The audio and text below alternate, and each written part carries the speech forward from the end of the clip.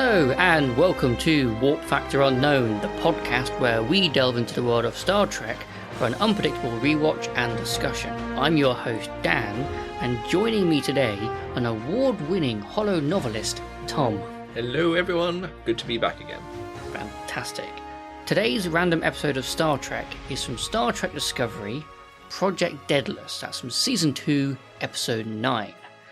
Before we kick off our discussion, we're going to do a recap of the episode by Tom, who does it always amazingly. So the Season 2 Project Deadalus recap. The episode centres on the crew's mission to infiltrate Section 31's headquarters to stop Control, a rogue AI that threatens all life. Admiral Cornwell joins Discovery, seeking answers regarding Section 31's apparent betrayal. During the mission, the crew uncovers that Control has seized power, manipulating the events within Section 31. The episode focuses on Lieutenant Commander Ariam. Her memories are gradually revealed, showing her struggle with her tragic past. She has been infected by Control, and is being forced to download crucial data that would help Control evolve. Realizing the threat she poses, Ariam fights to regain control, but ultimately asks Michael Burnham and her team to inject her into space to save everyone. Fantastic. Yeah, a lot going on in this one. Yeah. I didn't realise until you was reading it just then that Ariam's rank is Lieutenant Commander. Yes. Just like Data. Like Data. Lieutenant Commander. Yeah. Nice little... Yeah, and some similarities a bit of between similarities, the two. yeah. Maybe it's a qualification for a Lieutenant Commander. You must be... Must be robot, yeah. Part robot, at least, yeah. Yeah. As you pointed out at the end of last episode of our podcast, directed by none other than Mr. Frakes. Yes, always good to see. Yeah, he's got... In this episode, I noticed quite a few, like... I don't know what the... Frakisms. Frakisms. I don't know what the cinematic term is, like a spinning, flying camera kind of effect. Yes, it kind of, like, I noticed that on one of the through. scenes. They were very cool. There were some very cool shots, but I was like, I've seen that 3 times now. Come on, Frakes. Yeah. That's cool. I do always wonder, like, with that kind of stuff, like, because you have a season of 10 episodes, so I think it's 14 in this season of Discovery, and each episode have a different director, but there'll be a showrunner sort of pulling the strings of all of them in the background. So I kind of wonder, like, how much control the individual directors get versus what the showrunner's vision is. Yeah, I can imagine they have quite in-depth meetings and sort of find out what works and what wouldn't work, but I imagine Frakes would have probably more power than a normal director, just because of his Star Trek background. I suppose so. Like, I think, like, out of any director, he's the Star Trek director. Yeah. He is the man you call on. But I think we should probably start, as always, with how much do you not know about what's going on, and do you want me to try? And this time it really will be a try and fill in the gaps. Yeah, because I was saying through the episode when we were talking that I've not seen any of Season 2, really. You have seen Season 1, haven't you? Season 1 I've seen, right till the end. I really enjoyed that. Season 2, I'm aware of Section 31, but I don't know too much about it.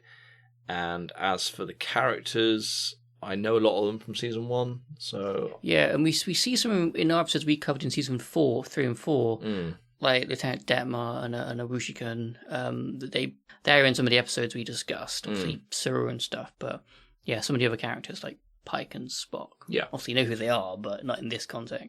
I was quite lost with this Season 2 stuff, because I'd only watched it when it very first came out, not rewatched it since. The gist of it is, as you gathered, there's like the overarching threat of the season is this Red Angel, is this time-travelling Iron Man type thing. It sort of appears randomly, does something, and it's predicted the end of life or something like that. Yeah. And the crew are trying to figure that out.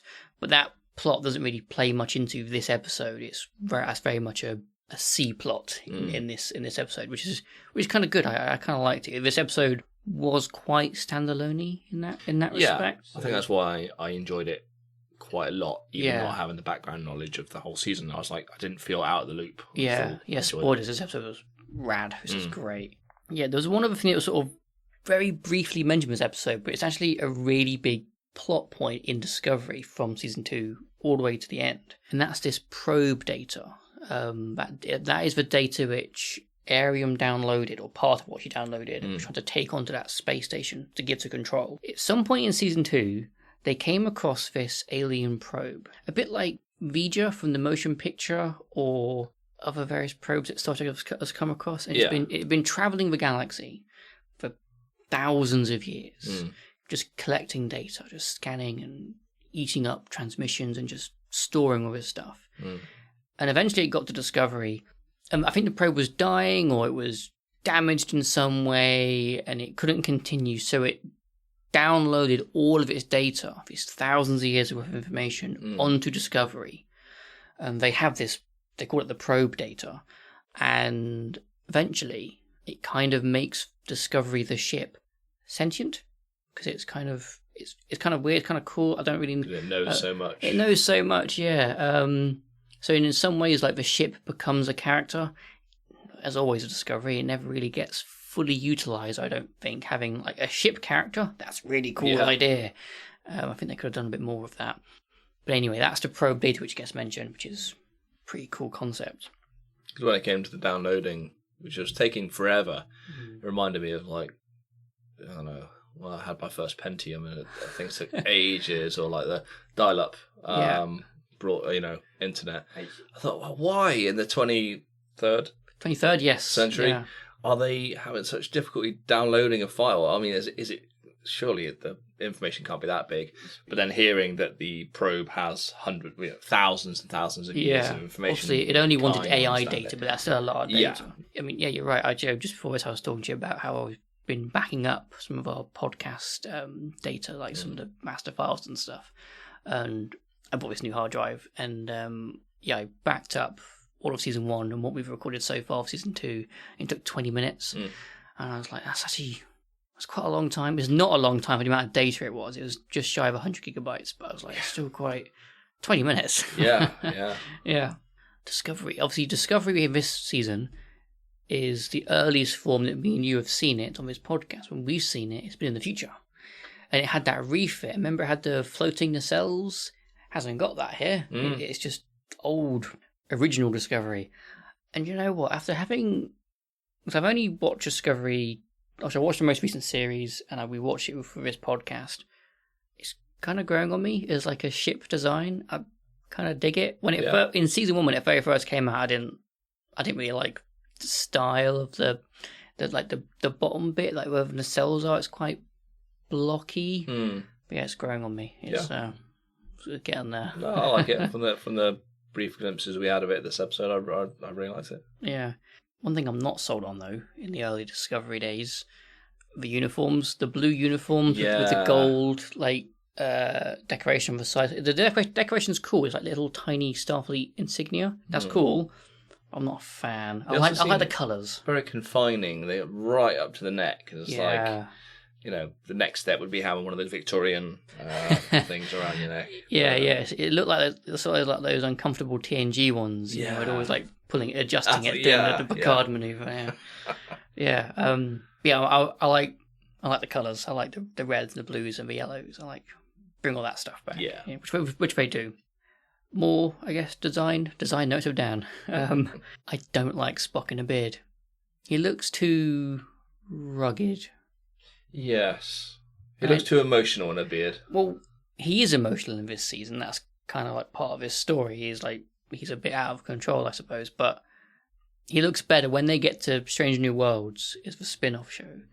And what's his name? Ethan something? Whatever the actor's name is. And he shaves and he gets like the more Spock hairstyle. Yeah. Looks better. Oh, yeah. So I think of Vulcans as being emotionless and also very angled when it comes to their haircuts and everything, like, Yeah, and the eyebrows, The eyebrows, everything. The beard, clean, no beard. And then seeing this, rugged Spock. And also how, not knowing much of the story of Discovery, because I've not seen many episodes, definitely seems the most emotionally prone Spock version. Yeah. Angry Spock. Yeah, and I don't quite remember the story in enough detail for season 2 of why he's like this. And again, the episode mentions that, I don't know if you picked up that him and Michael Burnham are siblings, Not by blood. Not by blood, yeah. The story is something like she was adopted by Sarek, so she's kind of Vulcan, but she's not Vulcan. I'll be honest, I never quite liked that connection. That Spock had a sister, or Michael has a sister. It kind of feels like one of those like retroactive, like a retcon kind of thing. It's like, we'll tie in this famous character. Yeah. Do you know what I mean? But it's fine. Whatever. Yeah, I know what you mean. It seems a bit too coincidental. Yeah, a little bit. Yeah, Spock he's a bit of a dick in this episode, in this season. He's I mean, some of the stuff he was saying at Burnham, I was like, whoa, Spock, and he hits a chessboard across the room. I know. What's that? All bringing up a family thing. Yeah. But let's talk about a cool character, Captain Pike. Yes. Oh man, my note here just says, Captain Pike, what a silver fox. Yeah. That's character design. It looks great. Yeah. Again, I don't know the actor's name. Nails it. He's that hair. He's got quite a good physique. Man. Because I was thinking that when the Admiral comes in with her hair swishing around everywhere, which looks great by the way. But then his is perfectly gelled to combed over and everything. It looks it really worked good, on that character, and also to make him appear as unruffled as you can get by situations. Well, that's it. As a captain, nails it. Really good writing, really good acting. What have I got? He's calm. He's very collected. And it's a very high stress situation, and he's not panicking, he's not fretting, super professional. And I have my notes here, he's in the running to be like my top captain. I don't think he's going to get there. Just one of those reasons, because we've not seen enough of him. But if we'd have 7 seasons of Strange New Worlds, maybe. Strange New Worlds? Yeah. He's also the captain. Oh, yeah, no, sorry. Oh, yeah, of course. Yeah. Again, we've not watched Strange New Worlds on this podcast. No. Spoilers. I think I've watched the first. So Strange New Worlds is basically a prequel to the original series. Yes. So you have Captain Pike. It's Captain Pike. Yeah. You got Spock on there. You have Nurse Chapel. You have Uhura. You have Dr. Mbenga, who's also in the original series for I think just a couple episodes. Yeah. Kirk is there. It's like a young Kirk. It's like a really 10, 20 years before Captain Kirk. Yeah. So and brilliant. Captain Pike, he's killing it. It's so good. Oh my god, I really hope we get some Strange New Worlds. Yeah, Captain Pike. Whoop whoop.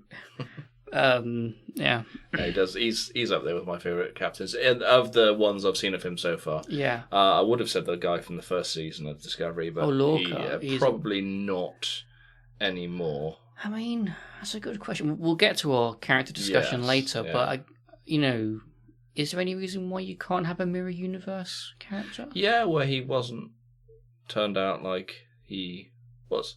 I mean, mirror universe Captain Georgiou was pretty turned out kind of okay. Yeah, and she's getting a Section 31 show movie something. I don't know. Oh, I have more design notes. I've got so many today. In the captain's office, Pike's office, there's a scene or two where they're discussing. There's one where they're discussing Spock's breakout of that mental asylum. Yeah, breakout of the hospital. He's got a really nice table. It's this humongous, like solid wood table with a resin, a blue resin streak down the middle. And I've seen those. I've seen those being made, and they look really expensive. Cool. Super expensive. Yeah. But if I had if this podcast goes super viral, let's get a resin table. Yeah, for each. Yeah, then we can get a nice resin table. So we can record the podcast on. Yes, I imagine the sound quality would be improved. It would really help because of the resin. That's what we need. Yeah. Do you want to bring anything up before I go on to one of my big topics, my big meaty ones? No, because I've got a feeling that every topic I will bring up will be covered by you and your notes. So now I'm happy to proceed. I have faith in my notes. Okay, I've got a few on AI. First point about this is Control, is the AI system, which the Starfleet admirals are using as a decision-making tool. So she says that they feed data into it, they consider its recommendations, and then they make a decision based on that. But it sounded to me like they are already very reliant on Control and on this AI technology in Star Trek and sci-fi have always got a great history of computers going wrong. And you kind of think, well, I don't know if Starfleet should be relying on a system, that much. And I don't know how you would feel if it came to light that our government or any world government, an American Biden, whatever, they're relying on artificial AI as their decision-making, in their decision-making process, very high level. Yeah. Well, I'm thinking about it as of now. So what we know is 2024. Yeah. So probably no. You'd be horrified to think that the government's decisions on everything are based on what AI has decided is good. But say add 200 years to that, where fair things enough. have a chance to move on. Maybe it's become a bit more commonplace where things are more AI, maybe. Maybe, yeah. But as of now, yeah. No, as of yet. Yeah, good point. But I did kind of want to take us off on that sort of present day AI talk. In my professional life, I do a little bit in digital transformation, and part of that at the minute is AI is the hot topic. It is everywhere at the moment. And it is great. It is fantastic. It does some stupendously amazing things. It really helps with efficiency. The whole tech world, they're convinced it's going to take over and it's going to be, the next revolution. And maybe it's going to have this like massive impact. And I think it has, and it will continue to have that. Not quite convinced it's going to put us all out of work and it's going to be some sort of utopia, but maybe that'd be nice. But AI, I don't know how familiar you are. I'm up to date with you of like AI stuff. Do you use much AI in your day-to-day? AI news pretty much on a daily basis. Really? And I try and keep up to date with everything. I've got got LM Studio, so I've got the language models I talk to, and there's different ones that come out. I'm really into the image generation, so like Comfy UI and Automatic 1111, and I love all of it, and I'm trying to immerse myself into this new world because it's moving at such a fast pace. It's really not scary, it's exciting, I think. Yeah, I'm right there with you. Like it is a pretty exciting time to be in this AI world. But yeah, part of my work is digital transformation, so using more tech in different ways. But another part of my work is data protection and cybersecurity. Yeah. So with that hat on, like AI always like flags up some alarm bells for me. And so some of the issues that are present with AI is bias, in that the data you put into it, the data that comes out of it is only as good as the data that has gone into it. So if it is received bad data, if it's scoured the internet and gets, and the data it gets is already biased itself, and that's kind of what it can put out. If you was to give it like medical data, and that medical data was heavily skewed towards white people, then the answers it could give out would also have that same bias that can come out, because it can't think for itself. It's not true AI. It's just, this is more generative AI, isn't it? It's only, the model is only so good, which is why AI companies really want more data. They want more data, so much data. And there's the whole issue about like the rights of where that data's come from. There's like the image stuff, and like in like the entertainment industry, like music rights, image rights, artistic rights, who owns something. I watch a YouTuber who occasionally plays around with image generation, and he normally tries to make the AI do like quite weird and wonderful things. He never like asks it to like show me a picture of the Eiffel Tower sort of thing. But you put in a prompt, and it was a generic prompt. I forget what it was. It was something like, show me a gallery or show me a group of people or something.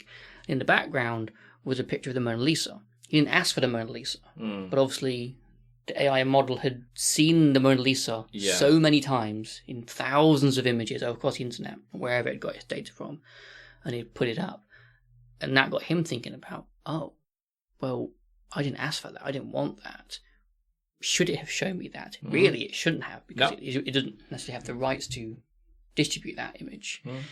I don't know what the answer is If it's an to. AI representation of that image, not the actual, you know, Yeah. even if there's like a few details off or something, is it? I don't know. It's But then very, it's kind of like fraudulent. Like if somebody paints a perfect replica of the Mona Lisa, yeah. it's not. And then try, yeah. Do you know what I mean? I guess yeah. if you're selling that, then, but yeah, you're right. But then AI is a product. You can pay for these image models, can't you? You can pay for these. Yeah. So that is a hugely contentious. I think it's one of the bigger contentious topics when it comes to AI. Is like who has the rights. And I think a company, who is it? It might I think one or more of the newspapers might be the Telegraph or the Guardian. They're suing someone. Maybe Google. They're suing somebody who has one of these AI models because they're saying that, I think it is the Guardian. The Guardian's a paid-for news platform, and they're saying that these AIs have been using their articles and their newspapers into their models. Their paid-for data is now being used in these free generative AI models, and they feel there's copyright infringement there and journalistic integrity, and this is a fascinating topic, and I'm really curious to see where this is going to go legally in a few years. I also think now, I mean, even if they come out with laws, I know someone in America is trying to stop it and saying basically like, no, AI images should be, I don't know the whole story, but basically he was trying to ban in the certain state the use of AI images. And I think now the genie's out of the bottle, trying to put it back in and say, no more AI image generation. There will be workarounds. Well, I've heard that phrase, the genie out of the bottle phrase, so much, and you're right. It's not going away. But what regulation will come? Yeah. But the AI world does need some sort of regulation. I heard the analogy of like it currently is kind of like the Wild West.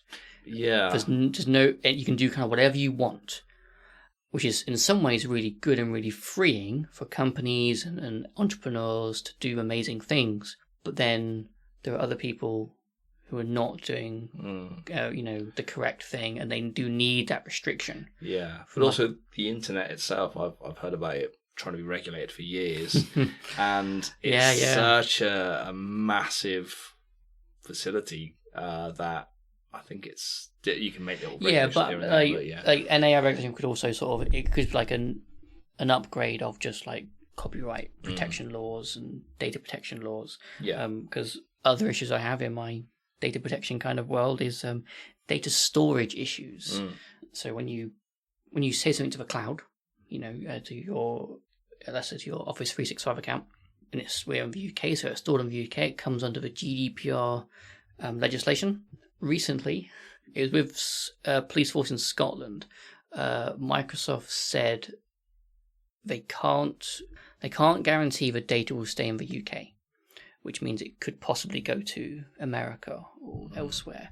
And if it goes to America, it doesn't, it wouldn't then be beholden to GDPR legislation, which means the data could be used in ways it's not intended to be used. If you save some data onto the cloud in the UK, and Microsoft is sort of saying yes, they're GDPR compliant, but then actually they're not. And this is, online storage is everywhere. And this is the same with AI as well. It's like there's no guarantee the data you put in there will be used within the legislation of that country that is using it. So the data storage thing is that's an interesting one. I think that's quite good.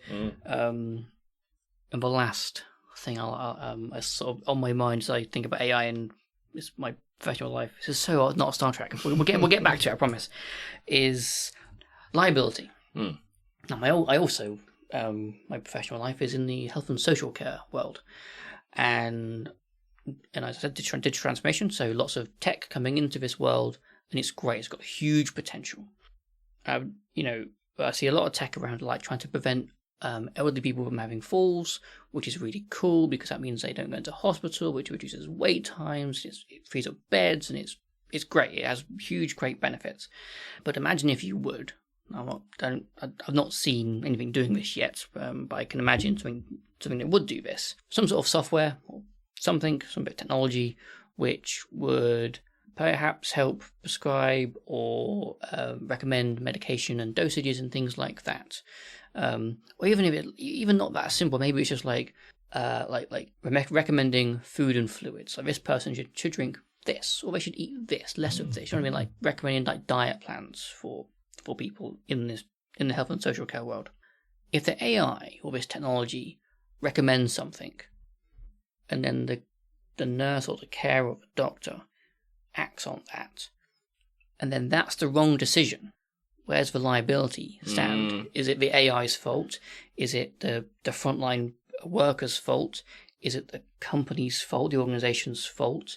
And now, in an ideal world, this company will have like some sort of AI policy, an acceptable use policy, but all this stuff, all fascinating stuff, which I'm sure will get spoken about more and more and more. Anyway, I just put like an AI note in my notes. I was like, I can waffle about this. That's good. That's good. Yeah, just me as well. Yeah. I'm pretty. It's pretty exciting. It's now. I love how you're keeping up to it. I love it. Yeah. Like for me, I mostly just use like ChatGPT and Copilot. I've not really explored many of the other ones. Like the image stuff and what have you. But the main focus of the show, Arium, Lieutenant Commander Arium. What a great character! Yes. Go on, talk waffle to me. Let me to give my mouth a break for a moment. Yeah, no, she. Not know much about her backstory really. I just thought she was a really interesting character for someone that, wearing what she was in this episode, could not really express emotion, but the body physicality when the eyes changed into this into control was, I thought, fantastic. Really, really good. And even though she wasn't expressing through her facial expressions, you could tell the difference between the two conflicting characters. I thought it was really good. Yeah, you're right actually about that kind of movement. I did click at some points when she walked. There's one point when she did like a sideward step. Yeah. And it looked very robotic, and I was like, really good acting. Yeah. She nails it. And you mentioned that you don't really know much about her backstory. If I remember rightly, I remember thinking this when I first watched this episode. I was like, as the episode was sort of going through, I was like, oh, this is a great character. Can't wait to learn more about her. This is it. Like, this is where you learn the most about that character. Yeah. Before this, she's on the bridge. She'll do a few things here and there, but you never really get any time with her. Obviously, you heard me have this complaint before, but we don't get much time with her side characters. So here's an episode. We get a side character episode, and then she dies. Yeah. And you're like, oh man, no. Like, if they'd built up these story plots about her over the season 1 and season 2, that'd have been great. Yeah. But I might be wrong, but I'm fairly sure this is the first time we learn about how she became augmented with these cybernetics. About her husband on the shuttlecraft on the beach time. This is the first we learn about it. And you're like, well, why couldn't we have done this before? I know, do you know what I mean? Come on, Discovery, be better. Because I just assumed, in fact, I do remember seeing in season 1 that she was just built like that. Exactly. And I suppose everyone else did as well, because you thought, well, she's not human. She's like a Discovery data. Yeah, that's obviously the vibe, but they never used it. Yeah, I know. Yeah. I did have some interesting thoughts, though, about her becoming a cybernetic person. She's on her honeymoon.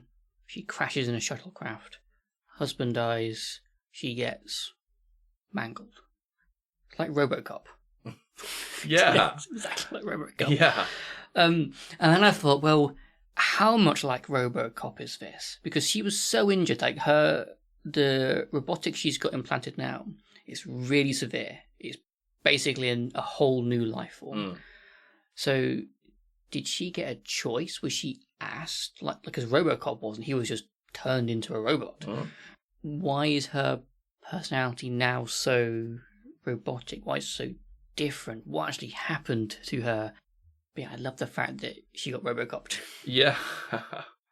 There's that. Do you ever watch Red Dwarf? No, not really. I do know. I know of it. It's got that robot. There's character. one of the episodes where Lister has an accident. I can't remember how, but he just ends up as a brain in a jar. So he's all wired up to the machinery and everything. But that was all that was left of him was the brain, and from that he could communicate. So I'd imagine that this accident, the brain was intact, even if everything else was missing. See. And then they built it. Could have just been her head maybe. Yeah. I don't know. I guess that switches the brain off pretty quick, doesn't it? Anyway, they did something, and I can imagine that would be what. Yeah, I'm curious. Like, if she had a conscious choice in that, if she was a brain, probably not. Well, yeah, at my point, like thinking, don't put me in a robot, and then or did her family go, no, save her at all costs? You may, yeah, and like, there's a great story there. Well, there would have been if we'd learned more about it. But yeah, she's great. She has some really good characters in this episode. I like the whole like memory deletion thing. I like her interacting with the other crew, her friend. Like, great, it's really good character stuff. It's like a really good like Lower Decks episode, and yeah, I just wish he stuck around. Yeah. But as much as I wish he hadn't died, what an ending scene! Yeah. What a death scene that was, man! Really tugs at the heartstrings. Yeah, that's a good one. It does for someone that I knew nothing or did not care about anything about up until this episode. I thought, I feel. I felt the old ice breaking off a little bit. Yeah. No, it was great. Like the music was going. It was good, and I liked how it's Commander Nam, I think her name is, did the thing, and it wasn't Michael. She ejected her, and it was good. It was good. I am gonna criticize it that one bit, and I think it's because they're missing a scene. I think something was cut out, and it was missing a scene. Why couldn't they have just beamed her out? Yeah. At no point, so they beam on, and then at some point they do say, "Oh, we've got a lock on you," or "keep a lock on them," or something like that. And then they realise that Arium's gone rogue, gone control. Yeah. And they don't beam her out straight to her brig, or even let's pretend that Control had put up some kind of shielding or force so that they can't beam out. The second she gets beamed out the airlock, snap her then, get the beamer then. Yeah. Because she was alive for a little while in space. She was floating and saw her. She was having her memories, wasn't she? Yeah. And it was a very good death scene. It's a very emotional death scene. But I couldn't help but on my second watch, I was like, they could have saved her. I know. They didn't even try. But they were probably thinking as well, this is such a good death, we just can't. Just let her have this. But oh my god. Yeah, I guess they could have done. It's like Reagan's let your Star Fleet contract. If you're having an epic death moment, you cannot be saved. Part of the directive. Oh, that's really funny. So, a bit early in the episode, when Arium is downloading data, I don't know if it's in like a science lab or somewhere, and the commander walks in, Commander Nam walks in, and they have a little chat. Oh, what are you doing? And whatever. Arium is at that point Control. She's got the red eyes. Well, she hasn't, but yeah, she's been red-eyed. She asks Nam, you're a whatever species. Those devices on your face, they help you breathe. And she goes, yes. And at that point, you knew what was going to happen. You knew that they're going to get ripped off. And that disappointed me, because I feel like that's very lazy writing. As you know, Tom, in TV and film, show, don't tell. Yeah. Audience is smarter than that. Would this episode not have been so much better and so much more tense if they had that conversation as normal? Maybe there'd been like a slight glance from Arium at the things, but nothing was said. And then later on in the episode, they have the fight. She rips off the cheek breathy thing, and then it cuts back to Discovery, and all you see is on the view screen offline. Because it does do that in the episode. It goes offline. Yeah. The camera feed. And at that point, you don't know if she's alive or dead. Yeah. Wouldn't that have been... Oh. That would have been better. It almost felt like, to me, she was playing with her a bit. But in fact, she said, can you need these things to breathe, do you? And from that moment, that was Nan, was it? Nan, yeah. Nan was like, suspected. She suspected. She was like eyeing in the background. Yeah, even on the lift and then on the bridge. And I thought when she was downloading that thing that Nan was going to rush over and sidekick her or just push her out of the way. Yeah. But she was obviously suspected. Yeah, but didn't do anything. And I thought that would have a big tackle or something, or raise a hand. Alert someone. Guys, can you there's something downloading over here. Yeah. Which looks a bit suspect. And other than just watching her, she didn't check what she was doing. Yeah. Like Tilly went and checked, she's done this. She's deleted her memories, downloaded this AI data. Yeah. Kind of Nam could have done that. Why not? But they're really playing on the whole Nan is curious thing. Yeah. But nothing really came of it. Yeah. No. I did quite like Nam's breathy things. Reminded me of like the benzite breathy thing. Yeah, quite like that. Yeah, it's good. Do we know what species she is? It does say in the episode. I don't remember. I don't know. I don't think we've seen it before. Nanite. Non-night. Yeah, I do really like the line, like a joke line, a throwaway line, when Tilly says something to Arium and about her being a robot, and she goes, "I prefer a cybernetic organism," or whatever it is. Yeah. And then Lieutenant Detmer goes, "3 cheers for cybernetics." Yeah. I like that. Because there was actually quite a few like augments on Discovery. You had Arium. Yeah. Detmer was got the thing on her head. Yes. And then you've got Nam with her breathy things. That's a good line. I really like that one. Pretty much all I've got on like Arium and that stuff. Oh no, I have one more thing, and it's not something I pick out or even necessarily pick up on. This episode passes the Bechdel test with flying colours multiple times. You know what that is? The what test? The Bechdel test. No, I'm sure you do. It's in film and TV. It is when two female characters have a conversation with each other without mentioning a man. Huh. It's a very basic test to just sort of see how well written female characters are, because you'd be surprised how often there isn't two female characters. If there are, they don't talk, and if they do talk, they're just talking about one of the male characters.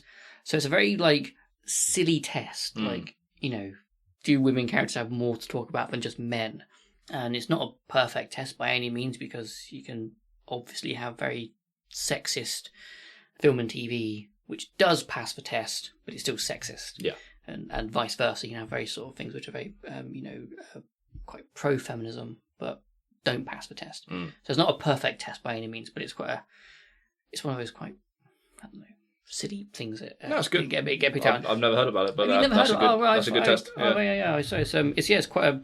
I thought it was one that's quite I'll be looking out for. It's been around for years and years and years and years. Yeah, no. Once you try and pick up on it, it is there. It's kind of silly when you do notice it, and how infrequently you notice it. But this episode passes flying colours. There's so many conversations between so many of the female characters about work and their social life and their history. So much going on. None of it they don't need no man in this one. And it's great. I love when they first get to the Section 31 thing, prison thing, and there's mines there, and Pike is like, we shouldn't be using mines. And he gets a bit up, he gets a bit on a high horse, and the Admiral says, we didn't build them, and he goes, I call that a distinction without a difference. That was a good line. That was great, and the whole interaction, the whole little speech he gives, and the one that she gives back. Yeah, great little get off my ass. Yeah, I love that. Yeah, really good scene. And I liked when she just sort of called him out for being, you're just too good. He's like, oh well, thank you. She was searching for something that would make him shut up, and that seemed to work, didn't it? Yeah, just compliment him. Give him a compliment. Who doesn't like being complimented? Oh, and again, another little line between those two. Just when they're about to go into the minefield, Pike gets out of his chair. He tries to give it to the Admiral, and she goes, "No, it's my mission, but your ship." That's good. That is a good Admiral. Yes, she knows her place, basically, not to mess with the captain's chair. Yeah, really like it. Good stuff. She could have easily been a bad Admiral, but no, there was no pride, there was no ego involved. It was just, we've got a job to do. When she first came in, it was interrogating Spock and all this. Yeah. I was like, I don't know, I like her. Then by the end of the episode, I was like, she's okay. She's one of the crew. Let's go with let's go back to that Spock's brain. Yeah. It was an episode of Star Trek original series. Spock's brain. Yeah. And I was thinking, because there was a holographic image of Spock's brain when they were doing that lie detector test. I was like, they just can't. They love messing with Spock's brain in this show. I kind of I find it weird. They're having that conversation with interrogation, which is part interrogation, part medical procedure. It's been a lab or medical or whatever. But the doors are open and Bernard can just walk in and interrupt. I'm like, that. Yeah. I would want the door closed. Yeah. I would want a lawyer present. Definitely, yeah. Yeah, they didn't think about that too much, but no. Yeah. I like when Spock, I think it's like in the quarter when they're fighting over a chess scene, which I'll be honest, I didn't really love the Spock Burnham subplot. No. It was fine, a bit too emotionally charged for me. I think I was much more invested in like the Arium storyline and the Section 31 stuff. That was great. But I do like how Spock calls out Burnham. He's kind of like saying that she thinks every problem must be solved by her. And I was like, you're calling out yourself, Star Trek Discovery, the Michael Burnham show, because it is. Yeah. So I really like that. I kind of liked how he's like, it's not your thing to fix. Leave me alone. Yeah. I like, because she does have a habit of being the central focus of the show. What was it he said when he sees her room? And he makes some comment. Oh, he's like, it's like surprisingly organised or something like that, isn't it? Yeah, and then she said, I leave something to my job, and he says, clearly. Yeah. That would wind me up He's if like, I was Burnham. Yeah, I know. He's so, Claws are out. Yeah, he is. His claws are really. What's his? Oh, because Spock had a pet cat bear thing. Oh, yeah, whatever that animal's called. That's what he's being in this episode. In engineering, when the ship's been hit by a few mines and it goes down and you see Stamets there. And he pulls out this device from the floor, this big thing, and he puts it on a workbench. And it's a completely separate item. And he says, please don't shock me, talking to his thing. And it does. And it shocks him. It short circuits. And then the whole engineering section loses power. How? This thing wasn't connected. There was no wires. I was thinking that. Yeah. Obviously had some kind of field around it. One wire, and I would have bought that scene completely. Yeah. But this... It was wireless. It had a wireless effect. Wireless charging, else. Okay. Yeah. In 200 years, they could really balance that. Okay. It's just they haven't sorted out the kinks yet. Yeah, I was like, obviously that scene was just there to have that conversation between him and Spock. Yeah. I get that. But I was like... one wire. Yeah. One USB cable. Yeah. But it solved all my complaints with that scene. It really, I was on my first watch, I was like, little things like that sometimes take you out of a show or a scene, and for me that one did it. Okay, I have two more notes. Mm-hmm. Both of them are back to design. Okay.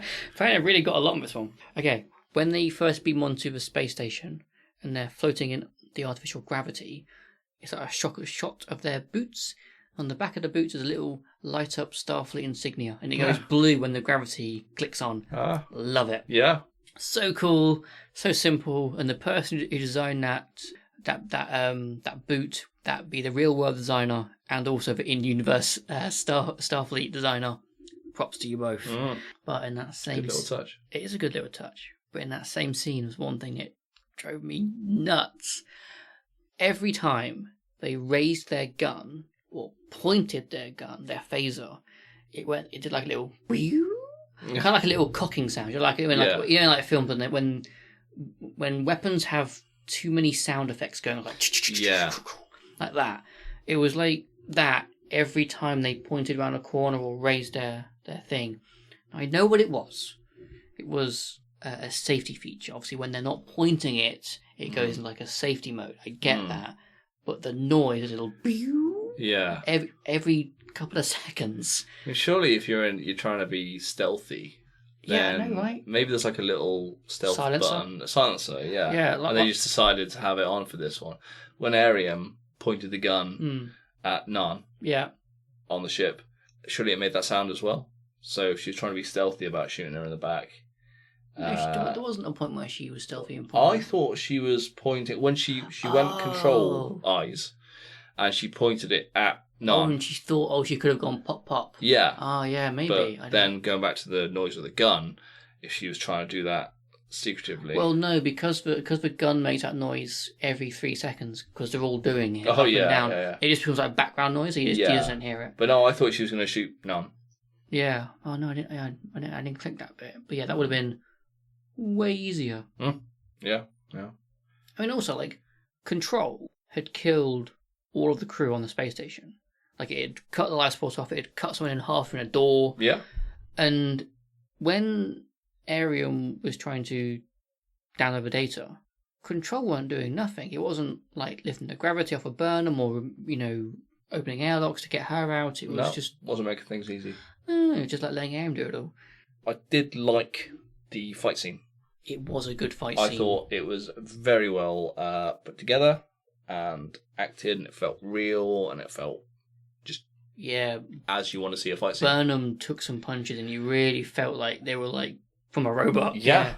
And there was that cool shot where like Burnham gets pushed across the floor, and then Ariam jumps up and does like a kind of like an anime kind of like pose, like that's really cool. Yeah, that's a good kick in there. There was lots of there was like one of those hits where you hit like both ears.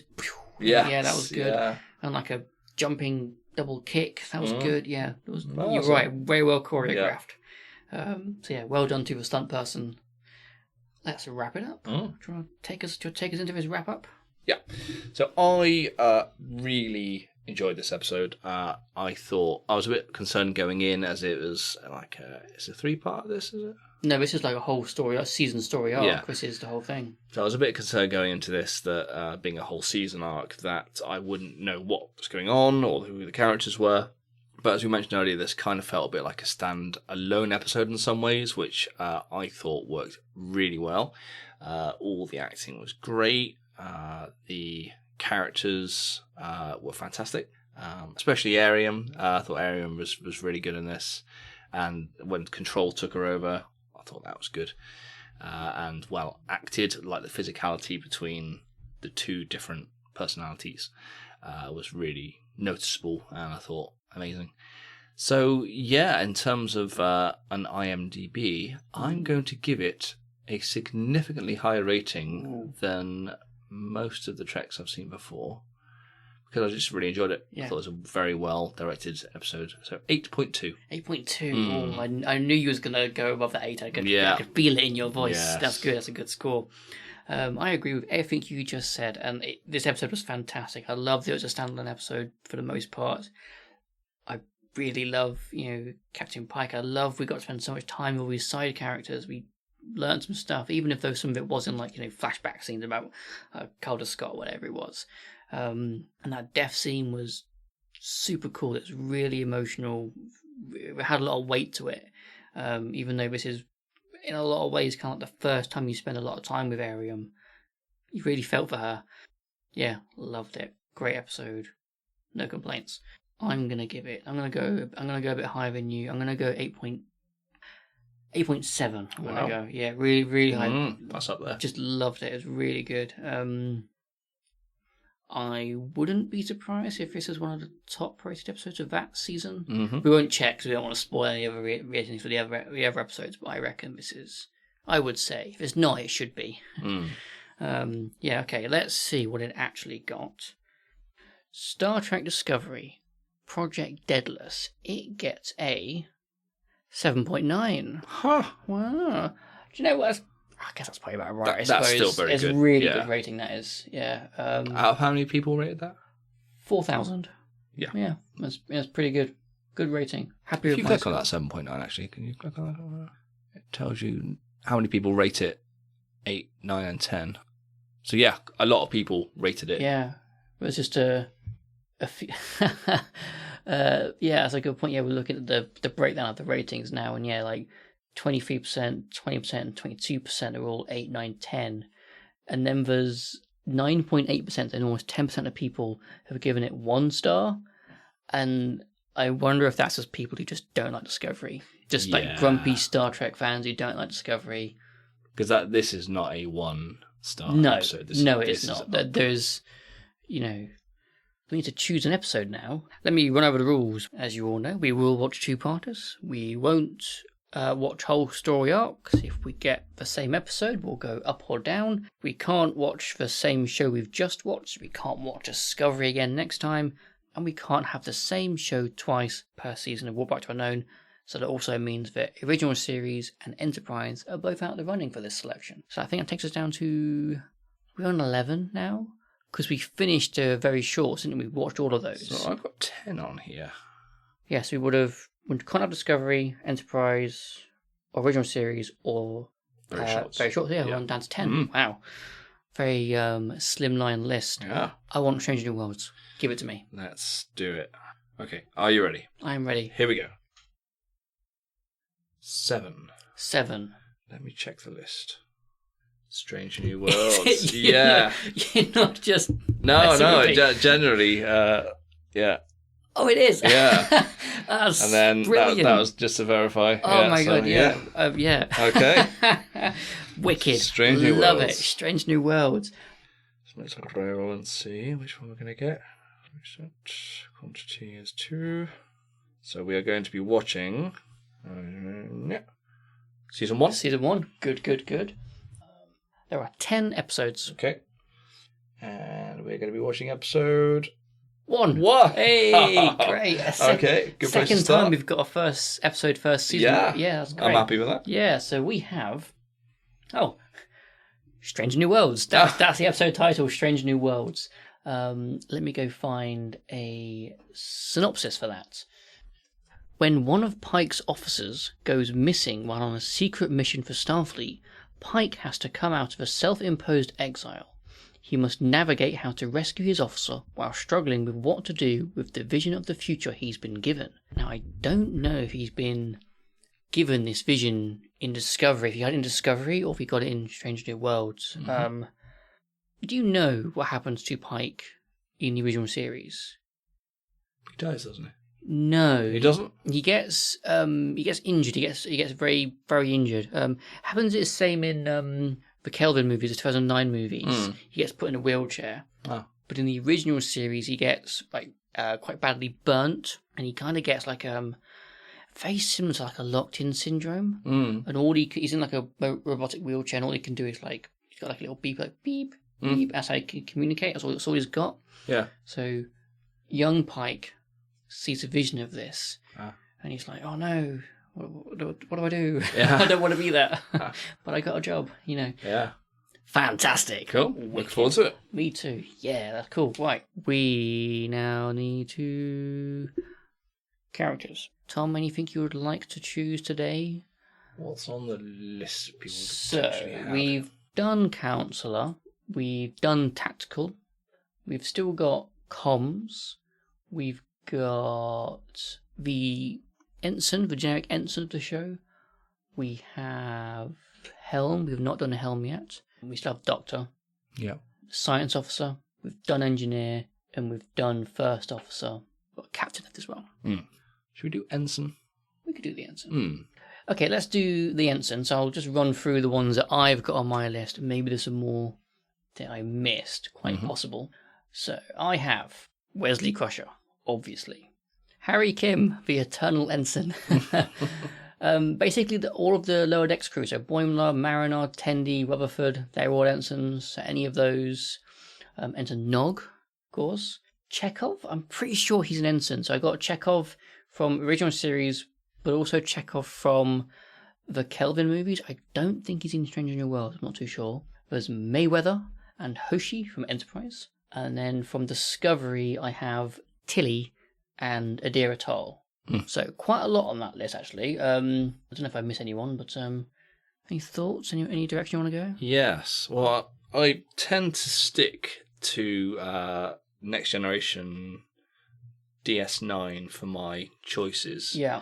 I'm going to break tradition this time. Good God. Because I just don't... Nothing against Worsley. But I don't Even want in him that on stylish the crew. jumper. He's basically a god. He's a traveller. I know. Okay, sorry. Yeah, go on. Yeah. So I'm actually going to go with Harry Kim because he's got a lot of experience being an ensign. So I think he would be That's actually suitably, qualified. Yeah, that's a be the good best point. ensign on my crew. He's got so much ensign experience, and you'd like to think that when he gets back to the Alpha Quadrant, he immediately gets promoted to lieutenant or commander because he deserves it. Yeah. Great choice, Harry Kim. My choice was also a instant snap decision. I've got all these characters on the list, and they're all great. Okay, well, most of them are great. Any of the lower decks crew could easily have gotten that, but I'm going to go with Nog. Nog he's my ensign. He's like that character on the S9, which I don't like Nog. Season 1, Season 2, but he gets really, really good. And when he gets into interview uniform and he gets an ensign spot, he's really good. He's really eager. He's really determined. He is incredibly competent at his job, despite the fact, that of his sort of Ferengi upbringing, very quite greedy. He's a very good ensign. I think he'd make a really good higher officer if we ever got to see that. And also that what's the episode? Is it Siege of AR 591? The cool one where he's in battle, and the one after where he deals with his post-traumatic stress. That is phenomenal episodes of DS9. So yeah, Nog for me. Cool. Right, we're going to go away and watch some Strange New Worlds, and I'm going to read you the outro. Thank you for listening into Water Factor Unknown. I've been your host, Dan, and I've been joined by my co-host, Tom. Pleasure as always. Today we talked about the Star Trek Discovery episode, Project Deadalus. Join us next time for another deep dive into the Star Trek universe as we discuss the Star Trek Strange New Worlds episode, Strange New Worlds, which is from Season 1, Episode 1. Until then, thank you for your continued support. If you would like to contact us, please email us at warpfactorunknown@outlook.com. That again is warpfactorunknown@outlook.com. You can also leave us comments on YouTube and Spotify and everywhere else, and please give our podcast a rate and a thumbs up and all that good stuff. The music we use for our podcast is called Starfleet Command. It's by Jeff Harvey. I'm actually going to do a little quick end bonus conversation, but a note I forgot to bring up. The name of the episode, Project Deadalus. Ah, yes. Do you know who Daedalus is? Ship? Close. How are you on your Greek myths? Oh, terrible. I'm also not great, but I know him a little bit. Daedalus is the guy who built the labyrinth for the Minotaur. Oh, okay. He also, I looked on Wikipedia. Well, he's also the one. Do you know the myth about how he builds a sex cow? I may have heard something on one of these Facebook threads or something. Yeah, I can't quite remember the full story or like a good version of the myth, but the very short version is the king of Minos was supposed to sacrifice his prized bull to the gods. He doesn't want to do that, so he doesn't. He cheats and does another one. So as revenge, the gods, I don't know if it's Zeus, somebody, makes the king's wife really attracted to this prized bull, that she wants to have sex with the bull. Mm-hmm. But, she can't do that because she be a lady, it be a prized bull. Yes. There's some logistical issues there. So she gets Daedalus to build a cow contraption that she can be inside of, so she can then be with the prize bull. There's probably a lot more to the myth than that, but that's like the memeified plot points. Yeah. Obviously, this episode of Star Trek is not about that. Different kind of Star Trek. It's obviously about this kind of creator or something. Maybe it's like a monitor. Obviously, we don't see Project Deadalus is mentioned at the very end of the episode, so we don't quite know what it means. We can assume it is not a cow. Yeah.